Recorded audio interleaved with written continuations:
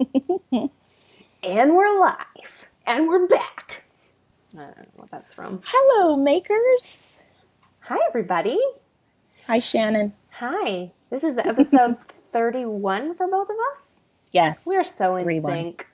I love it. We should start a band called In Sync. I'm not sure anyone has done that. I don't think they have. I'll meet you in Vancouver. Yay! So I'm Shannon, and if you're watching on my channel, this is my podcast, Soxcetera, about knitting. Excellent. Hi, everybody. This is Mars. I am heyBrownBerry everywhere, and this is episode 31 of the BrownBerry Chronicles podcast. Welcome. I always forget to tell people where you can find me. You can find me on Instagram as Shannon Mariah, and I'm on Ravelry as Shannon Fisher. Perfect. They should be able to find you because you have lots of good stuff to share. Yeah, sometimes I do. Sometimes I totally go MIA. It happens. So welcome to episode 31 for both of us. This is actually part 2 of joint recordings with Shannon and myself. We are recording as part of the Wonders of the World KAL North America edition. Shannon is in Vancouver, British Columbia, Canada, and I'm coming to you from South Florida in the US. And we're recording together because we are co-hosting the Wonders of the World KAL North America edition. It is May 2017, and we're in month 5 of 6 for this knit-along. Mars, you're so profesh. I try. I do try. This is how people do it in one go. They just have their stuff in order. That's how they do it. I got a good partner. I know you'll fill in whatever I leave out. Okay, perfect. You remember the date and everything. I never do that. Sometimes that's the hardest part, and I'm glad that we both are on episode 31, because even that's sometimes hard to remember in your own podcast. We only have to say one number. It's perfect. So we have lots of good things to share with you all. If you haven't seen the first part of our joint episode recordings, I highly encourage you to go back to either one of our channels, the Soxcetera podcast or the BrownBerry Chronicles podcast, because in that first recording, we talk a little bit more about what the Wonders of the World knit-along is all about. And Shannon gives you some great tips on the other podcasters who have participated and will be recording in the month of June. So I highly recommend that you go check that out so that you can be up to speed on what we're doing. Feel free to participate. If you go to Shannon's Ravelry group, the Soxcetera podcast group, there's tons of people over there already chattering, and there's lots of goodies that'll be made available. You opened a FO thread yesterday? I did. Because you know what? Days after we recorded, people were already finishing things. Yeah, and you were on it. So I'm thankful that you opened that up. Thank you for doing that for me. It's my pleasure. I'm really glad people are excited enough to already be making stuff. Yeah, it's pretty great. Very cool. Mm-hmm. I started making a thing too. We can talk about that in our works in progress section, I hope. I hope so too. You know what? Let's do what are we wearing? Oh, okay. Well, Shannon, what are you wearing? I just ran and got my newly finished, well, not super new. It's like maybe a month and a half now. I talked on this in my last episode. Mm-hmm. Did I? I think we did. Yeah. It's my harvest cardigan. I mean, I did a lot of different things to it. I used like my very highly honed expertise as a knitter to change everything I wanted to change. But I love it. One thing I failed to do was add short rows in the back to keep it on my shoulders. So it never stays on my shoulders. So I can only wear it when I'm going to be stationary for a while. Like recording a podcast. So that's what I'm doing. Well, it looks great on you, and I love that it matches your top, and I'm sorry that it will not cooperate, but I think you did show a lot of great knitterly skill in modifying it. I did.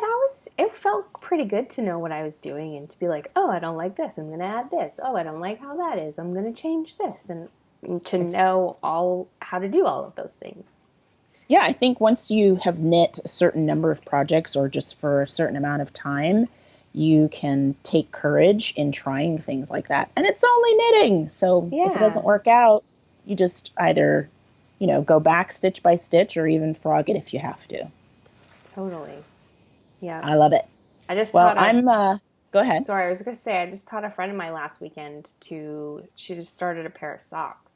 And I was like, I feel like you learn a lot of garment skills when you knit socks. Like if once you're done your socks, you could probably start a sweater and feel pretty good about what you need to do. I agree with that. There's increasing and decreasing. I mean, in most socks that you can make, there's shaping, and you're sort of thinking about the different parts of your body and how you want the sock to look, and there's gauge. That's great. Yeah. I think people should start with something like socks more often than they do, because once you've done that, I think you can be fearless. Mm-hmm. Yeah. And she started 2 at a time. I was like, go What? you. She was fearless. You know what? When she finishes with a pair, she'll be hooked. I completely agree. So I'm not wearing any knitwear at the moment, but those of you who've been on my podcast for a while probably have never seen me in a head wrap. This is called a gele, Gele. That's the Nigerian word for this African-style head wrap. And I got a lot of dreadlocks bundled up in there. But I was doing sort of my own little flashback Friday, because before I had dreadlocks, I had just natural hair and afro, and I was in college. And those of you who've ever made a major hairstyle change probably know that there can be like this really weird in-between stage. Yeah. So I learned how to do different styles of African head wraps as a way to sort of quietly go through the stage between an afro and dreadlocks, and still not feel like stressed about the way my hair looked. And it was really great because I ended up buying all of this amazing fabric. So my flashback Friday to my college days is wearing my gele. I love it. It's beautiful on you. Thank you. I would love to see a picture of you with your natural hair. I might have to dig that up. Yeah. If you do in time, maybe I'll include it in the corner there. I'll have to go look for that. All right. I'm motivated. Awesome. If not this time, next time. Tell us about your earrings, too. Those are so fun. Yeah. Speaking of handmade things and fun things, these are fabric doilies. Some of you have probably seen like lace doilies in a vintage shop. And these are lace cutouts from doilies that were made into earrings by a crafter at an art fair / bazaar that I've gone to every year called Stitch Rock down here in Florida. And it ran for about 10 years. This was its 10th and final year. And I bought these last year because I was so enamored with how the maker had, painstakingly cut out the lace motif and sprayed it with fabric stiffener and paint. And I was just blown away by that level of artwork. Wow. I tend to buy jewelry. Yeah. I tend to buy jewelry that's unique when I can. Yeah. And support smaller businesses. I'm not a huge jewelry person. I don't wear it very often, but most of the pieces I have are something that I can tie it to a memory. So, of course, after I saw that, I was like, oh, I want to cut out all the lace doilies and make all the things. But instead, I just wear the earrings. That's as close as I'm going to get. I love it. Well, they're beautiful. I feel like I should maybe make something or buy something out of doilies because I have a hate relationship with doilies. Talk to us about that. I grew up in a home with a mom who was super into doilies and knickknacks. And guess who was in charge of the dusting? Oh, yes. This guy. And I had to wipe off all the knickknacks and move all the doilies and reposition them. And my mom was super clean freak too. So I dusted probably once a week. Wow. My dad was like that. I can see why that would give you a hate-hate relationship, and I fully support you doing something with doilies that frees you from that trauma. Yes. Well, I didn't have any flashbacks in seeing your earrings. Very I good. actually didn't realize they were doilies till they looked Yeah. almost feathery to me. Yeah, it just happens to be that the motif she cut out has that particular shape. Yeah. So maybe that's something you can do, just cut some up. Yeah. Oh, yes. I could just chop up some doilies. Yep. It would be fun. So I imagine that she, found these, maybe thrifted them. Cool. Who knows? They're awesome. So yeah, that's what we're wearing, everybody. Last episode, we had the pleasure of, well, at least my listeners had the pleasure of maybe for the first time hearing a segment called Shouty Shan. Those of you who watch the Soxcetera podcast have heard Shouty Shan segments before, where Shannon covers issues of social justice that are maybe new to her or current or just things she feels led to share. So I encourage Shannon to keep that as part of our joint episodes because I always enjoy them. And she's got something really good for this week. So why don't we go into Shouty Shan? Let's do it. I feel like sometimes I wish I had like a Shouty Shan theme song. Like That's right. If I was any good at that kind of thing, I would write myself a Shouty Shan, like just a little jingle, just like Shouty Shan. But it's not. And then it would like fade out, and you'd start. Totally. I think that's still, that could be coming up. Anyone out there have that kind of gift? Someone record a Shouty Shan jingle. Let us know.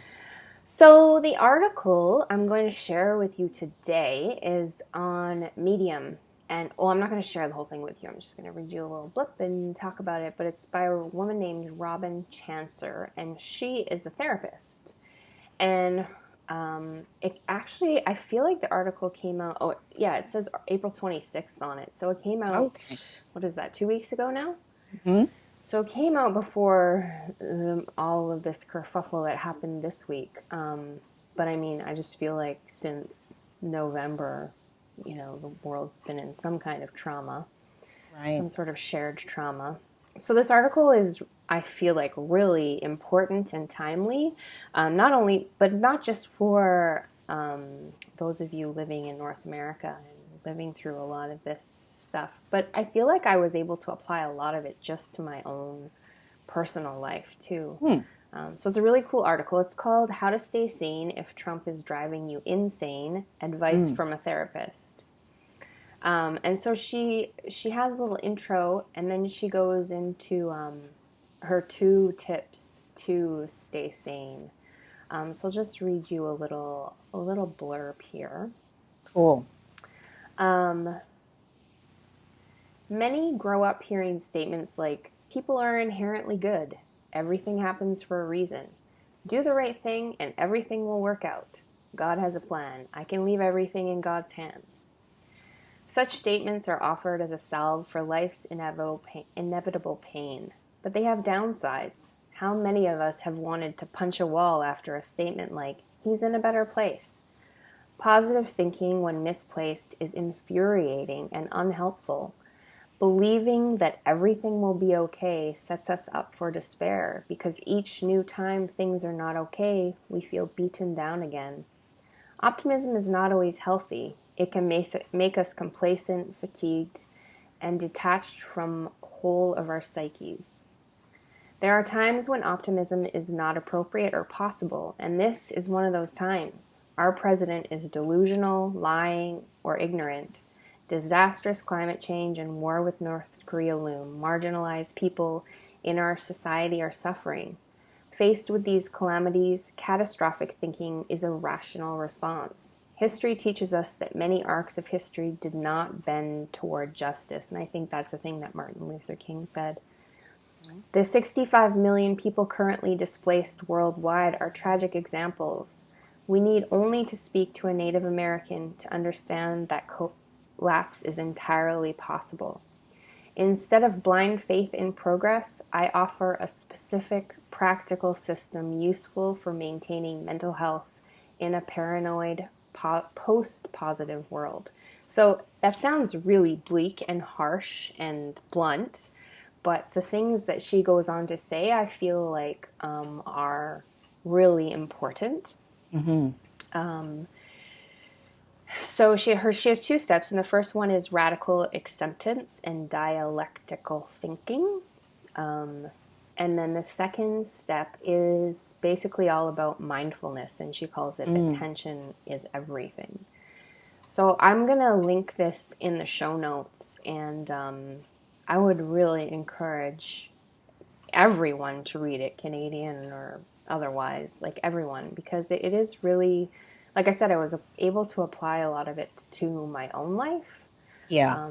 Because I do feel like we live in a positivity culture where everyone wants to fix everything immediately and just look on the bright side and don't be such a downer. And I think, life is complicated and hard and nuanced, and just thinking on the bright side does not always, if ever, work. So Yeah, and it completely alienates people who maybe don't naturally think on the bright side or can't in the moment based on what's happening. That puts them on the fringe as an outsider, even though they may actually be having the same feelings as someone who's saying those things. So I feel, as a person living in the US, that there is so much separation right now that even something as simple as admitting that things feel pretty bad and having that moment and being allowed to have that moment could create more togetherness. yeah, Because a lot of what I see is just divisive. yeah. So that was a great article. I'll make sure that it's linked in my show notes as well. Anything that Shannon and I share, we'll make sure that all of you have access to it. Yeah. Thanks for sharing I that. just remembered that I actually shared something else on my Facebook. It's just 3 quick tweets from a woman. She's at the Trudes, and then her name is Trudy, so Trudz, or Z as you would say. And so she says her 3 tweets are: positivity culture is so trite and immature to me. I like to be around people who recognize nuanced emotions, reality, structural issues. Also, many positive-only people are benevolent on surface, but bigoted victim blamers beneath it, and can't structurally analyze bleep shit. Victim blaming is a root of positivity only, American exceptionalism, meritocracy, bootstrap theory, prosperity gospel, and the secret. Oh, the secret. Wow. I wonder, I mean, each one of those things probably has a whole library of information behind them. That would probably be interesting to kind of follow those lines of thinking just to see, give a name to the way some people think and feel. Yeah, for sure. I'll share a little screen cap of that. I mean, that's a lot. Her 3 tweets each are a lot to unpack, but I remember that resonating with me because, like what you said, it can be really alienating to have someone, just want you to be positive all the time. So Right. And that doesn't just apply to politics. So I hope that you guys are all able to take something from that, even if you don't live in the United States, even if you haven't necessarily been very attached to the political things that are happening right now. I think the idea that we need to do what we can to be mindful, and that it's okay to not always feel I should think everything is great, can apply to any life situation, really. Yeah, for sure. I mean, not to say that. I think there's definitely a time and place for, like, chin up, we can do this. Like, there is, a different way of thinking. There's a time and place for that. But sometimes it's just too much. It's true. So you and I had a conversation last time, coming out of this Shouty Shan topic and our last episode. And I think it might have even been a text exchange where we talked about how knitting is like life. Oh, yes. And you probably said something profound, and I remember it ending with like knitting is life, Oh, yeah. So that gave me the idea that you and I discussed about a prompt for this group of makers watching this podcast. Which I love. And yes. So and good. We thought this is a great excuse to give away goodies. Yay! So as you all may know by now, we are trying to feature North American makers, even in the prizes that we're offering as part of the KAL. And we're encouraging conversation with you and with each other.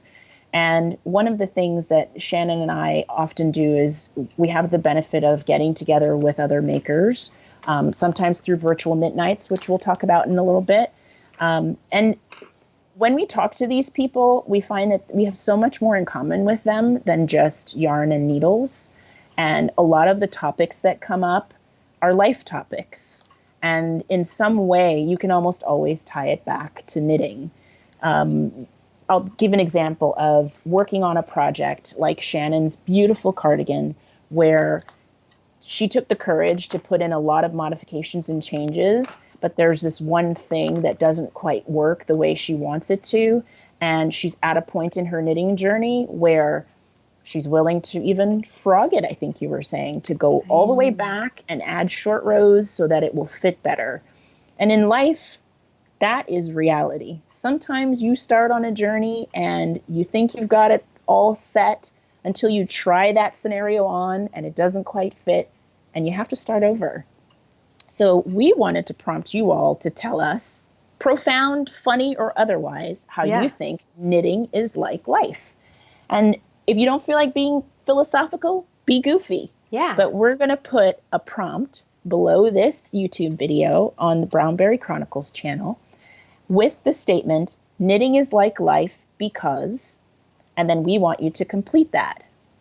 And as an incentive, we're going to offer a prize from a North American maker called Lola Blue. On the last episode, I showed some Lola Blue soap products and talked about some of the other bath, body, and home products that they make right here in my home state of Florida. They've kindly offered us 2 hand care packages, which will include some lovely goodies. And we may include a picture here or in the episode thread of what those goodies look like. It's 3 items that'll be right next to you in your knitting or crochet bag because they smell amazing and they're a great way to treat yourself. So that will be the prize giveaway. Many thanks to the people at Lola Blue. You can find them at lolablueliving.com. It's still considered a small business to me because I know the owners and they hand make everything themselves. And I think if we spend a couple of seconds reflecting on how knitting is like life, you guys are going to come up with some amazing metaphors, and I can't wait to read them. So tell us how you think knitting is like life and be entered to win a handmade maker's hand care package. And we'll decide on the end date. It'll probably be about a week from when this episode is posted. So we'll put in an end date for when we're going to draw for that. So cool. I'm going to have to think about, yours was so profound and meaningful. I'm going to have to really think about one. You know, conversations with you kind of spark the neurons. It gets me going. Probably going to go for the funny, flippant how knitting is. I don't know. We'll see. I'll come up with something. I know it's going to be great. It's going to be so great. I cannot wait. So just to remind you, if you want, you can definitely share your knitting is like life on my YouTube channel. I'm the down bar, but we're only going to draw from Marce's. So that's the place to be. Yes. And we will make sure that you have all the links you need. And there will be multiple reasons for us to give you goodies because the making community has been very kind to both of us. So we have lots of nice things to give away. Shall we show some other prizes while we're talking about that? We should. So I got some great stuff in the mail this week. And these are donations from people, right, who just want to share the love. So Carolyn is a new dyer, and I love the name of her business. It's called Wild Happy Color Hand-Dyed Yarn. Oh, that's pretty. Can you see that? I can see it good now, yep. So yeah, and she has an Etsy shop called Wild Happy Color, and I'll link all the information there. And she sent along 2 skeins. I believe one is for me, one is for giveaway. So nice. It is so generous. I'm doing all the crinkling here. Crinkle. So I have gotten a lot of yarns. We'll see. I mean, I love both of these. I'd love to keep one of them, but I also feel like I could probably give both away and my stash would be none the wiser. Yeah, I hear you on that. I hear you. And you know what? That may be two people who are being introduced to her brand new, because now you know about her and I know about her, and we could tell two more people, and that just ripples out. I love that. Yeah. So this is an 80/20 merino nylon blend, and let's see, Those she calls it colors. Sweet Dreams. So it's got a high, it looks like it's got a high twist to it. It reminds me a little bit of the way Koi Goo looks, Oh, or good comparison. Richard DeVries yarn. It's really, really nice. Did you know that green and blue, I read somewhere that green and blue aesthetically are the two most popular colors. She's got a good thing going on right there. Yeah, I'm very attracted to this. If I was going to keep one, I would keep this one. Good to know, people. Shannon's sacrificing. So hard. And then this next one is an MCN blend. So it's an 80/10/10. So that's merino cashmere nylon. Gorgeous. I believe. Yeah. And it's also twisted, but it's not as high twist as this other one. Gotcha. So it's not different a single face. ply, but yeah, it's beautiful. Purples, blues, pinks, you cannot go wrong. Some black specks in there. This one's speckled as well. It's got some like deep speckles. Right there. Nice. It is. So I think she meant one for you and one for me. That's probably what that was. I think she did. Yeah. Good stuff. Thank you so much. That's Wild Happy Color. Yes. So thank you, Carolyn. That's your stuff is beautiful, and I'm excited to be able to share it with everybody.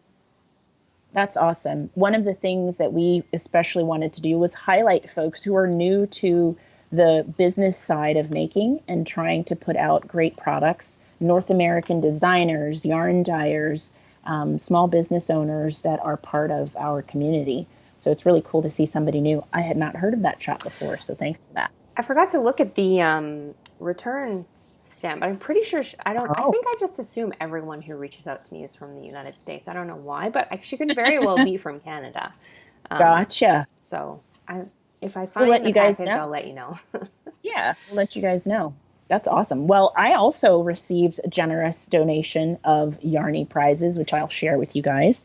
Some of you may already know and have seen me talk about on my podcast, Lindsay of the Fiber Seed. Lindsay sent us these two skeins. Oh my goodness. So I told her that we were doing this Wow KAL, and I said, I'm going to grab some stuff from your shop to put into the prize pile for those participating in the chatter and finished objects thread. And she said, okay, no, I'm going to send you some yarn that you can use to give away. So generosity abounds. Thank you, Lindsay of the Fiber Seed. Here's the tag for her shop. It's thefiberseed.com. This color actually was featured in a fiber-related magazine recently, and it's called, I'm going to make sure I get it right, Tourist Attraction, which is pretty funny because Lindsay and I both live here in Florida. And as many of you know, one of the big tourist attractions, the whole state is one big tourist attraction, but one of them is Disney. And this totally has like Disney color feel to me. Lindsay is a genius at dyeing yarn. I tell her this all the time. This is kind of like a mix of a dip dye, speckled dyed, some variegation in the yarn, just a bunch of really cool color design things going on. It's a 90% merino wool superwash, 10% nylon, and it's a sock weight. It's also a 2-ply twist. So that's one. And another prize. What would you do with that one if you kept it? What would you do with it? It's so amazing and unique. It is. So it's interesting you ask me that because it'll come up again when we talk about whips, but when I have this much color going on, my two go-to thoughts are a pair of socks or a sock head hat or something like a sock head hat. If you haven't knit the sock head hat before, it's essentially a fingering weight hat pattern. It's done pretty slouchy with a very wide or tall, I guess you would say for the brim, a tall ribbed brim, and then just a stockinette in the round body and crown of the hat. And I feel like something like that just showcases all of this color. Yeah. My mind lends to socks sometimes when you have things that just have rich colors like this. One, because I feel like you can get away with that in socks and they become a showpiece. And however the color plays out when it's a short circumference, you get a little bit of everything every couple rounds. Yeah. So that's what I would do. What about you? What do you think? Well, I like your sockhead hat idea.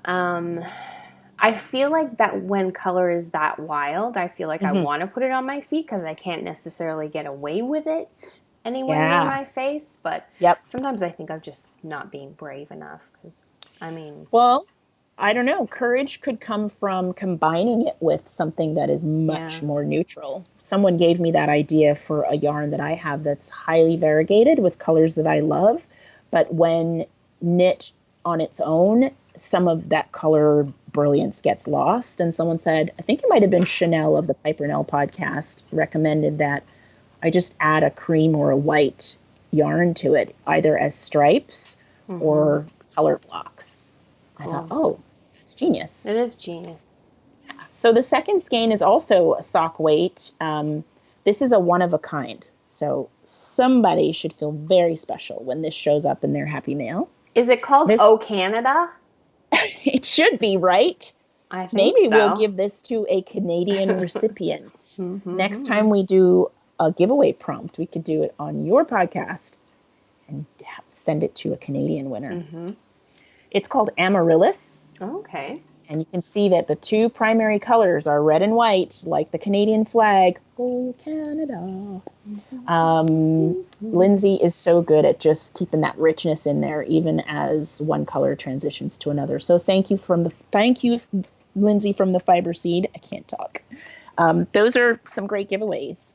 We were talking last week about people, makers who are also wonderful human beings. Natalie Sheldon of Remembrance's Pottery being one, and Lindsay is another one that I think we've both gotten to know her because of BKMs, right? Yes, and she's just so lovely, and I adore her. I'm going to play in her dye studio one day and hopefully podcast about it. How far away is it? She's a quick about drive? 3.5 hours west of me, but she happens to be in an area that I go to quite often for work. Oh, that's fun. That's lucky me. So fun. I could make it happen. We've talked already about having a play date in the dye studio. We should definitely which do that. I would love. Yeah. So thanks, Lindsay. Thanks, Lindsay. Check her out, thefiberseed.com. Shall we do one more? Yeah, definitely. Okay. So many of you who are either podcasters, knitters, crocheters, spinners, any of you in the fiber community most likely know about the website Ravelry. If you haven't heard about Ravelry, I mean, welcome to a whole new world. But don't you always meet somebody who's a knitter who hasn't heard of it? I do. Every once in a while that happens. On airplanes, on trains, people who see me knitting and ask me about it, when I say something like, oh, it's in my project notes on Ravelry, they go, what's Ravelry? Aren't you like, here is the best present I'm about to give you? I really am. Ravelry.com is 10 years old. It is essentially a global online community of makers, and it has allowed so many connections. I feel like personally, I can name a significant portion of now in real life friends who I met through a Ravelry group discussion thread, a yarn trade, some kind of de-stash transaction where I'm trading or buying yarn from someone and then you end up in a conversation. Having my group, just as Shannon does on Ravelry, specific to the podcast, has been amazing because you interact with people who've now watched you in a recording and a whole new conversation begins.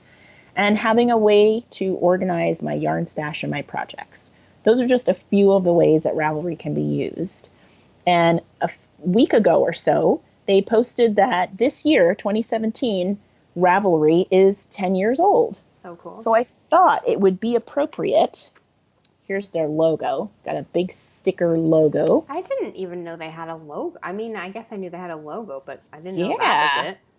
Yeah, so this came in my order for a prize that I would like to donate to the Knit Along, and Shannon and I will decide when all these things get distributed. But so that you see what's coming, I ordered this sheep bag. Can you see So it it's okay? all the different names of wool. This bag has Western, all the different sheep Merino. breeds: Oh, some great Corriedale, sheep breeds. Cheviot, Navajo Churro, Shetland, BFL. So Some of cool. these names might be familiar to you if you're into wools, especially woolly wools, but I just love the creativity of putting them into a sheep shape. And this is a linen canvas type bag, which is one of my favorite styles for a zippered bag. Just a very plain inside. Mm-hmm. Really useful. It's got the Ravelry.com website on the back, and we want to give this to one of you. So Yay! that'll be in the giveaway prize pile. So many good things. We have lots of goodies to give away. As a reminder, we're running the KAL until June 30th.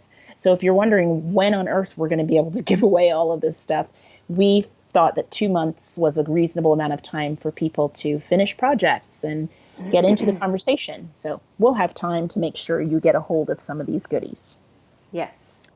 Speaking of goodies, what are you stitching away on over there, young lady? So I started this sweater maybe 2 weeks ago, and actually a friend of mine who's a non-knitter tagged me in it on Instagram, and she's like, "Shannon, look at this!" And Yeah, I like instantly went to my stash and was like, "What do I have to make this?" I love it. So I started it right away, and it's a quick knit because it's DK. Oh, nice. And it's interesting because it's got some color changes, but the body is actually, I've slowed down a bit on the body. But so Gotcha. it's just a raglan pullover, and it's called Camaro, but you pronounce it differently. That might be right. Oh, I said Camaro, Yeah, and I don't know why, because it only has one R. Camaro sounds right. so I don't know. That's a car, right? It Camaro. is. Mm-hmm. So this Oh is my it. goodness. So it actually calls for, well, I'll put a picture up in the corner, but it's supposed to have 8 color changes up here, Wow. but I only had, I mean, I did go stash diving, and I only had those 4 colors. So I Mm-hmm. made the stripes bigger and then added this one and doubled it for a stripe to sort of Nice. blend in with the body. And so That is so striking. it's a pattern by Tanis Fiber Arts, Mhm. they also make yarn, right? They do, and they have a podcast, so Oh, look do for them they? on YouTube. Yes. I did not know this. Yes, I think there are a few episodes in. Okay, so I'll have to check that out. And so they're an American company, and so this is my little Wonders of the World knit along contribution. I love it. And I'm really loving it. I have tried it on. I put it on a couple needles and tried it on. It's fitting quite big at the back. Oh, gotcha. So what I've decided to do is finish knitting the body, try it on again, maybe even wash and block it, and if it fits well, I'll carry on with the sleeves, and if it doesn't fit any differently, I might frog it. That's Which okay. is really shows a lot of progress for me as a knitter, because that is not my jam. Like, I am just like, no, I will just put it aside and ignore it for the rest of my life. I cannot emotionally deal with frogging a thing that is that big and that I put that much energy and love into. But I've grown, so yeah, You have. I You want have. I And want to be able to now wear the it. value of you liking it and wearing it is greater than spending time doing it again. Yeah. Yeah. Well, and just being able to like chill out, Shannon, and enjoy knitting it again. Like, it's okay. You're doing this for fun. It's not your Yes, job. You're not being tested. You can just do it again, and that's okay. So, I like that. I love that perspective. I have frogged a sweater this year and fell in love with the yarn all over again as I was unwinding it. So I know it will get knit again. so And cool. I think those colors on you are going to be gorgeous. Yeah, When you tried it on, gray's good with my eyes. That's why I wanted the hmm gray right up by my eyes. when you tried it on, did you like how that chevron pattern was on the I body? did actually, and the neck is really neat too. It's a Yeah. nice flattering neckline. Yeah. Neckline looks awesome. So there isn't anything you need to do, right? You're not picking up to do like a rib or No, something, are you? I thought Okay. I might have to because it Hmm. looked really big when I started, but then when I realized how it was going to actually be shaped, which was more like Yeah, that, it sits quite nicely around my neck. But yeah, that's it. That's how the neck is. that's awesome. Yeah, I can imagine it on you, and I hope it fits the way you want, even if you have to go all the way to blocking. yeah, yeah. We'll see. We'll see. I'll keep you posted. Yes, please. I Me have a bit too. of a colorful whip going myself. From top of the body with Shannon's sweater to bottom of the body with my socks. This is just a teeny tiny sock toe, Isn't it a baby sock? but it's my very first time knitting from dun, da, da, da, a A sock sock blank. blank. Yes. Nice. So Did you this, dye that? well, no, but it's my birthday present from my daughters, Adachi and Mizan. Aw, Do you love it? I do love it. So does that mean they dyed it or they? They dyed it. Oh my goodness. I know, So right? much So talent in your turquoise and family. green. I was telling them, I did the typical mom thing and said, for Mother's Day, all I want is your undying love and devotion. And they were not having it. So then I said, well, what about some knitted washcloths? So that was the plan. And then we were dyeing for our Etsy shop. My daughter Adachi and I have an Etsy shop called Dynamics Yarns. And we have a shop update coming up. Plug, plug. May 26th is our next shop update. Dynamics Yarns is our little passion project where we work together on creating colorful yarns, sometimes with breed-specific wool, sometimes with superwash. And so because we had bare yarns and sock blanks to dye, I just said, well, if you guys want, you could dye one of the sock blanks for me, work together and collaborate. My youngest daughter, Mizan, has really great color sense. And my oldest daughter, Adachi, she's so precise in the way she does everything. So what we see as splashes of color, I mean, they thought through placement and how much white space to leave and all this fun stuff.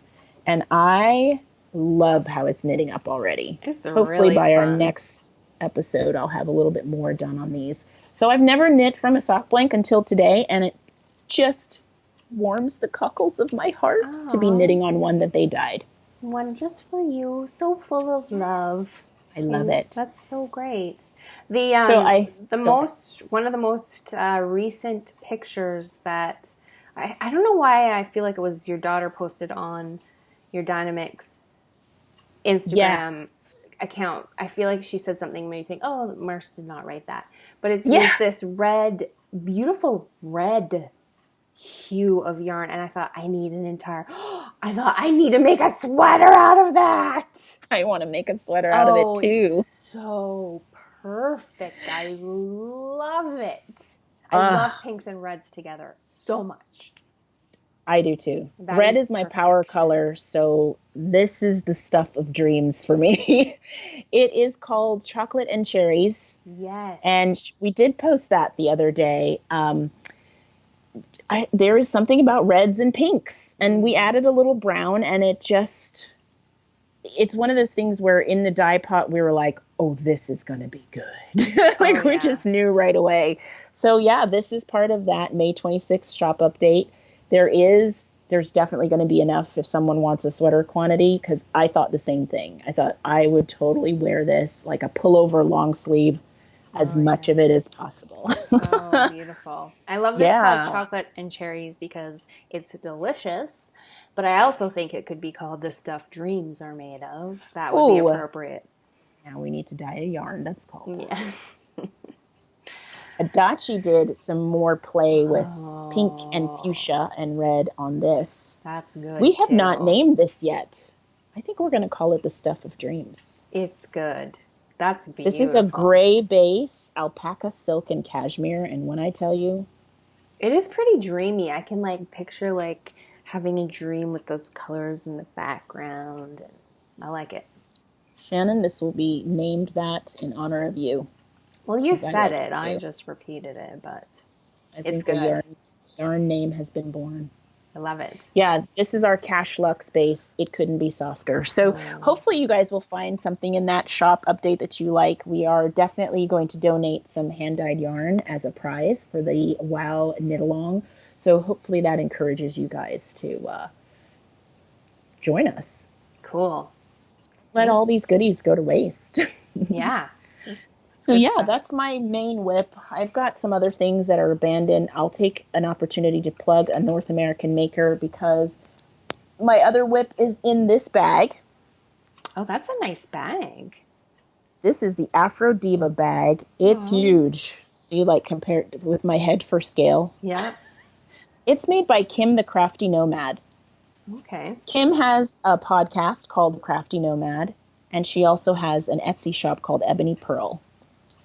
She makes zippered bags. She makes drawstring bags, really cool notions. She's always been very supportive of my podcast and has donated prizes and things in the past. So I encourage you guys to check out Ebony Pearl. It's another great North American maker. She lives out on the west coast of the U.S. in California. I love that. I have a sweater mustard accent zipper. Matches with the... Is it your breathing space? No, actually. That is a sweater for my mother-in-law, and share that as a whip on another episode, which will encourage me to make some progress on it. Yes. Yeah. You guys can hold me accountable. I will pop in the breathing space because it's almost done and it needs a sleeve. That could also be called O Canada. It has the brightest red and the most beautiful white speckled. I think you're right. Yeah, it's so nice. Those are good colors. One sleeve to go. You've made a lot of progress on that. I was really determined for Adachi to wear this during a couple of our summer vacations because air conditioning. Right. So I want her to have it. She's tried it on multiple times. The darling has let me try it on her over and over again. And one sleeve and we're done. She must be so excited to finally get it. She really is. She's so knit-worthy. I'm a lucky mama in that way. I think about when I was little and my mom used to sew things. I didn't always appreciate it the way I feel now. If I had this brain back then, not only would I have appreciated the hours she put into it more, but I would have sat down and paid attention to what she was doing. Yeah. Now I wish I could sew everything, like all my clothes down to underwear. Yeah. I'm not a big shopper. What about you? Oh, I'm terrible at shopping. Terrible. And I hate it. I probably am terrible at it because I hate it or I hate it because I'm terrible at it. I'm not sure either way. Both of those things are true. Yes. So if I could sit home and my biggest job was picking out fabric and thread colors, I feel that that would be a happy place. I don't know because I haven't really sat down and made a lot of garments. But in my fantasy life of making, I think it would be awesome. It's on your someday list? Yes. Now, I will tell you that plan B is that I'm just going to take a bunch of fabric and wrap it around my body in creative ways. Which works. Why not? And that's it. I can go out in public like that. No shame. No shame. I think you'll look beautiful. We want you guys to share with us what you're working on. Yes. It's really been interesting to see around the world the things that folks are into. And I feel that we're lucky because we're doing our month of the KAL at a time when seasons are changing. And for us in North America, we're going into summer. And I think that changes people's choices around what they knit. I tend to knit the same thing year round. I don't really make this big switch in project types. I'm still knitting a sweater. But I know that some people start thinking about different yarn fibers and different project types during the warmer, hotter months. What about you? Do you tend to kind of put away the sweaters after a period of time? Yeah, I definitely am thinking about what I want to have on my lap while it's hot. But it hasn't been hot yet, so I'm not sort of in that headspace. It's still cool for you. Yeah. So, Gotcha. yeah, I'll probably, I like knitting small things like socks and lighter sweaters. Socks are great year-round, I think. They are. Socks We'd are love the to best. hear from you all when you comment on this episode. What are you doing in terms of knitting? Are you changing up project types that you work on because the weather's changing, or are you just trucking on through? I know some people who knit sweaters in the summer to have available in the fall and winter. And I know some people who feel the same as you, Shannon, like, I'm just not doing a worsted weight blanket in Yes. June. It's not happening because you want to be comfortable. We want to hear what you think about that. Be a great thing to share with us. Yes. Is there anything else that we want to cover? I have to check our notes and make sure. I'd already thought of something. I just remembered that, so like last spring or something, I was doing Periscopes and people were on Yes. Periscope, and then suddenly I was like, do you guys want to hang out? Like, I don't like this one way thing. Like, I'm doing all the talking here. It's really hard for me to keep up with what you guys are saying. Let's hang out. Anyone available? So I hopped on, I can't even remember what platform we used. It started I think to it might have been Hangouts or something on Google. It might have been Something Google. like that. So it started to become a thing that we were sort of looking forward to. And then I started traveling, and just my schedule I was not consistent. I think I was super depressed for a while, so I was not reliable at all. And Grace who had been in on the VKNs from the beginning, in such a big, wonderful way, completely took it over.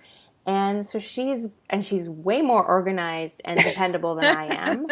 So she now runs the VKNs. And so the platform that we use allows everyone to be on camera, allows up to 50 participants at a time, and it's limitless time. So that costs money for that. I also bought the same platform, and I think it was $200 for the year for me. So I'm guessing it was the same for her. So she has a Patreon page now, where people who want to be part of the VKNs can go and donate and get email updates about when all of the VKNs happen. I feel like she's running like 2 or 3 a week now. Yes, she's doing at least 2, sometimes 3. Yeah. And sometimes just impromptu. So for those of you who are new to some of this, VKN is a virtual knit night. And the night part of it is kind of loose. Grace lives in Ireland. And when we started with Shannon's VKNs, Grace was in Australia. Yes. So the whole time thing is kind of fluid. And the reason that Grace has multiples during the week is to give people from all over the world an opportunity to be part of this virtual knitting meetup. As Shannon said, the cost to allow as many people as we think is reasonable to talk for as long as they like is significant, but I've been on several of them. Shannon has been on. There's a huge value to it. And the fact that Grace started a Patreon, I think just underscores, it just gives me a reminder that, you know, it's okay to ask your community to help with something when you're providing them a great service. So Grace hosts the Babbles Traveling Yarns podcast, and on patreon.com, she is Vanna Willemio, and we'll make sure you have that information. Yeah. You can contact her through there. You can support her. Patreon allows different support levels, so it's up to you what you feel comfortable with if you want to contribute. And she provides Patreon-specific content as well, which I think is just a nice treat. So, Grace, you're not in North America, but you're honorary for us. You were the first podcaster to start the Wonders of the World KAL off in January, and we think it's awesome that you make these VKNs available. Yes, they're so invaluable, and we're so thankful. And they just make our community that much more real and tangible. And I feel like we're sort of at the point now where we've been doing them for long enough, where we get on and it's like, oh, hi, Lori. Hi, oh, hi. Hey, oh, she's here. Oh, you're back. Oh, my gosh, I didn't see you. Like, it's just fun. It's like all these people we didn't know, like, just 6 or 7 months ago. And now we're, like, super familiar with each other and check in. And so it's really lovely that Grace has kept those up. And I agree. Thank you for being the catalyst. I think it was something, for me, brand new in how we interact. Yeah, well, it was just like super accidental. It's just like, hey, you guys want to hang out? Yeah, some of the best things happen that way, don't they? Yeah, definitely. Knitting is like life. It really is. So that's good. I'm checking our notes just to make sure. I think we've done a good job of talking about the things that we wanted to. One of the things I'm going to include, kind of jumping back to the whole seasonal knitting, is the show notes will include a link to summer ideas. So this is going to be North America themed. For those of you who know about Ravelry, you also probably know about the bundle feature, where you can search specifically by certain criteria and then get a results list of some amazing patterns and designs. And I went and just created a bundle for designers who have patterns on Ravelry and they live in the US or Canada. Oh. And I made that kind of like one of those short links that you can get to very easily. So we'll put that in the show notes. It's just North American designers and it's all socks. Look at you, fancy pants. What's funny is I didn't tell you about that, and we both said probably knit socks in the summer. Yeah. So I'm guessing that a lot of people do that. And this is an easy way to find free and some paid for patterns by North American designers. Socks are great for summer. So hopefully you guys will find something in there to enjoy. You're the best podcasting partner ever. Ditto. Love it. Thank you. That's awesome. That's exciting. Yes, hopefully people will get out there and check that out. And with that, we have covered our list for this go round. I want to give a shout out to Rachel of Treehouse Knits. Hope you're keeping track. This is second episode. She's just like, saying. Yeah. I feel like we should have a point system or something. Yes. And lucky us, we seem to always have something to talk about. Yeah, yay. Well, thanks everyone for joining us today. If you're just checking us out for the first time, yay. And if you're coming back, thank you. And it's been super fun to hang out with Mars and all of you. And I guess we'll see you next time. So, thanks, Lovey. Bye. Big love and squishy hugs. See you next time.